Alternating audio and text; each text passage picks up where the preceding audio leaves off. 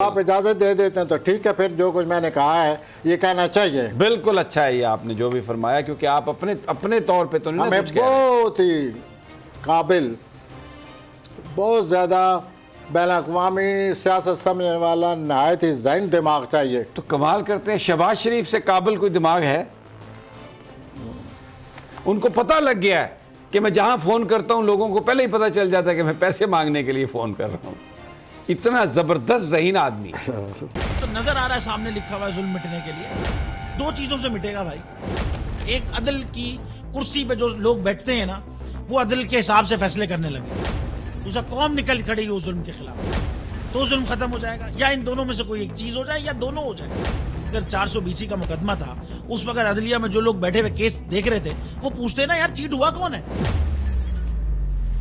जब उनको दिखता कोई चीट नहीं हुआ, केस खत्म कर देते। तो जालिम जुल्म कर ही नहीं पाता। 9 जजेस ने नोट बिफोर किया मेरे केस को, यार 1.5 साल चला। शख्सी जमानत का केस, सेम केस इस्लामाबाद में कर दिया। एक ही इल्जाम पे 2 केस हो नहीं सकते भाई।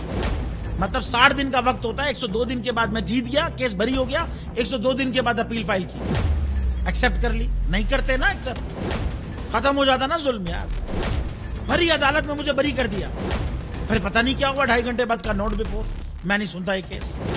खड़े रहते अपने फैसले पे, मिट जाता जुल्म। अल्लाह ताला ने बिठाया इस कुर्सी, इन कुर्सियों पे इनको यार, ये अल्लाह ताला की तरफ से फैसले करने हैं।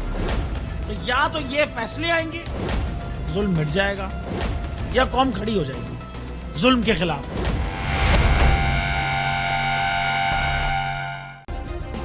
सब्सक्राइब करें और बेल दबाएं ताकि कोई खबर रह न जाए।